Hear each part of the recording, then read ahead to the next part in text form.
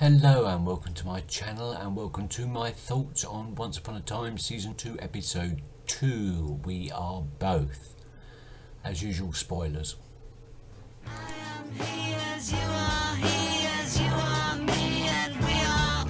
Okay, first things first, since they seem to be doing an introductory scene before the title sequence, let's deal with that. Rather a funny scene, but rather tragic as well, as Sneezy is pushed over the line to see what happens, and it seems that the curse, to some extent, is still in effect. Still, no one can leave Storybrooke, and no one can get back to the Enchanted Forest. And we saw the sheer destruction that the Wraith wreaked upon the town. The main storyline seemed to be how Regina gained her magic and how she's going to regain her magic. We go back into the past and see the relationship yet again of her mother and herself. A very toxic relationship, as Regina fights not to become the, quite frankly, manipulative person that her mother has become. And we also find out that the secret, the source of Cora's magic was Rumpelstiltskin. Of course, Rumpelstiltskin is behind everything. And we've got that nice little sort of teaser when Regina was in her room and talking to Rumpelstiltskin, and she introduced herself and he mentioned that he had known her before. So the first time meeting as far as Regina was concerned, but Rumpel remembers her in the past. Interesting. And we got all that, well, Regina kicking her mother into Wonderland, I assume, because it did seem to be that magic mirror Rumpelstiltskin explained was a portal, and that's usually the portal into Wonderland. So did Cora become the Queen of Hearts? I thought that was very interesting to see. Well, the Regina before she became evil.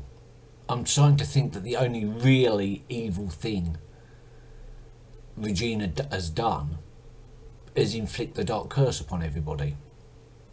Other actions are morally dubious, but taken into context of the Enchanted Forest and her upbringing, maybe not evil. In this episode we also see, as we saw in the last episode where we was introduced to Belle as Rumpelstiltskin's redemption, so we seem to have a turnaround of Henry being introduced as Regina's redemption. We've got that lovely scene at the end that I had to cut out, unfortunately, with Regina and Henry just before he goes off to live with David. Henry, you're going to go home with David.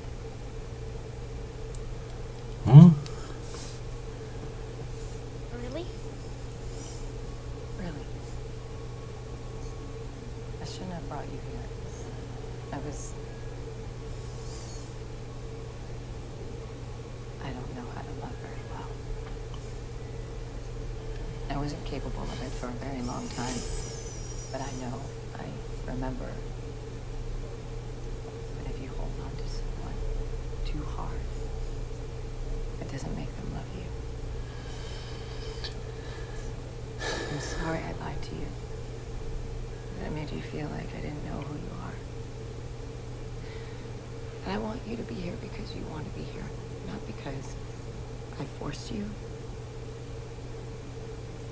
and not because of magic. I want to redeem us. Go get your things. Yeah, the more I think about it, the more I think it's all about finding the balance in this new world that they're living in. They're testing out the barriers. Regina's testing out how magic works in this episode. And also, obviously, she's working out how magic works for the first time in the Enchanted Forest.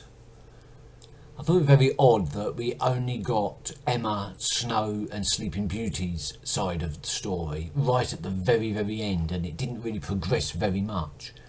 It does point to the fact that this is going to be a very big story arc across the, maybe not the entire season, but for a large majority of the season. And we saw that actually Mulan has taken Snow and Emma hostage and taken them back to their camp, which is very interesting because we see Cora again. Somehow she escaped wherever she was. So where does that bring us? Very, very interesting.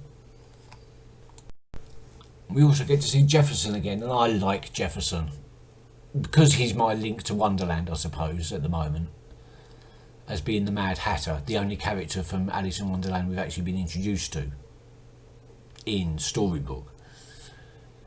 So I like Jefferson scenes, and one particular one was really good when David was trying to persuade Jefferson, well, to use his magic hat. Oh yeah, Sheer and Snow are in the Enchanted Forest, aren't they? Even so, we haven't seen Emma or Snow yet. If you only knew. Okay, you had a little girl's tea set in your car and a stuffed rabbit toy, so I'm thinking you have a daughter you love. Well, I do too, and a wife, and they're out there somewhere. In the Enchanted Forest or a void, I don't even know, but I'm going to get them back. They're in the Enchanted Forest, that's for sure. I just can't get there.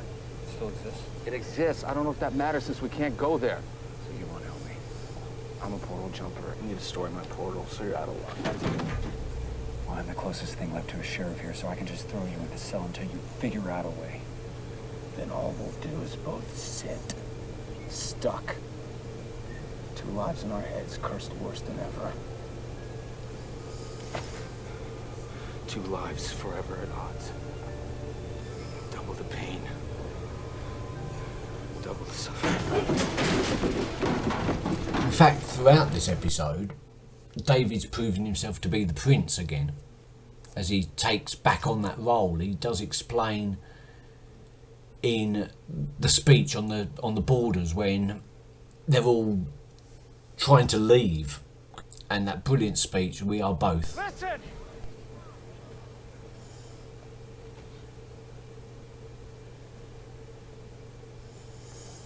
If you cross that line, you're gonna be lost. Everyone who loves you will lose you. But there's something worse. You'll lose yourself. Look, I get wanting to leave here, I do.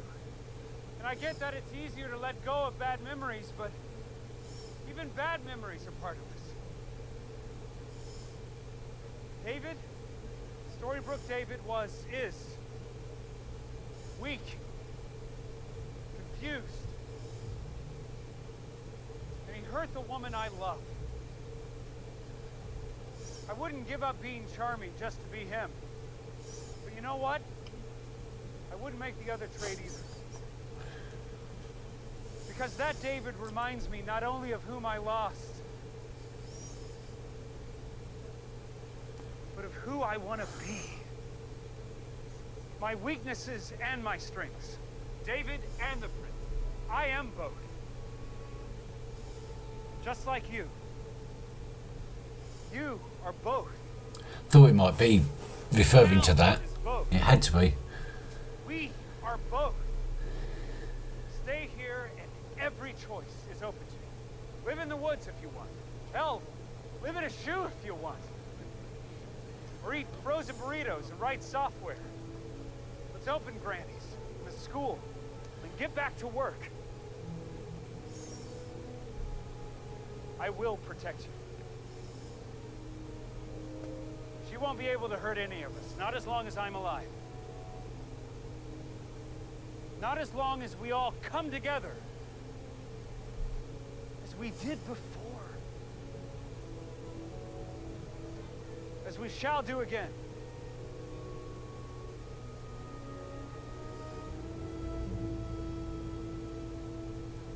Good speech.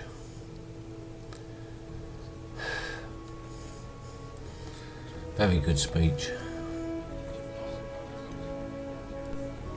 As much as the characters are exploring this new world that they're living in, this Storybrooke with magic, so the writers are kind of introducing us slowly to the rules of this new world.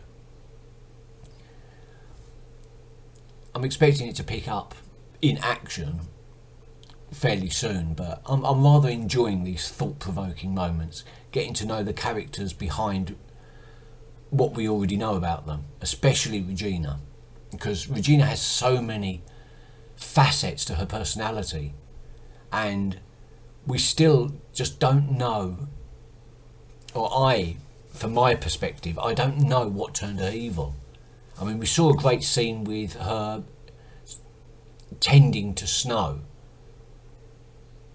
and she has that sort of dream, kind of daydream, that she's murdering Snow. When he left you. He didn't leave me. What? He was killed. Oh no. He was killed because you couldn't keep a secret from my mother. I thought she didn't tell her that. What? What she said? This isn't what happened. If you were stronger, none of this would have happened. It's pretty. Where did you get it? It was in her imagination. So, I don't remember. did she turn evil? Did she become the evil magic-using queen because she was just so eaten up with revenge? Is it like she turned to the dark side just out of that pure being eaten up by dark emotions? Or did something happen during her marriage because they're really pushing her reluctance at the marriage? I mean, quite rightly so. I mean, I wouldn't want to be forced to get married to somebody that I didn't love. But within the rules of the Enchanted Forest, you know, that sort of feudal system, they're pushing her reluctance that hard that she would murder her mother in order to escape, or at least banish her to a fate unknown. So there must be a reason for this. I'm thinking maybe it was a very bad marriage and that turned her evil. I'm still no clearer, but something did. Something traumatic happened, more than just the death of Daniel. That might have been the trigger, but there's something else in there somewhere, I'm sure of it. Okay, I think I've covered everything. So thank you for watching and catch you later. Bye bye.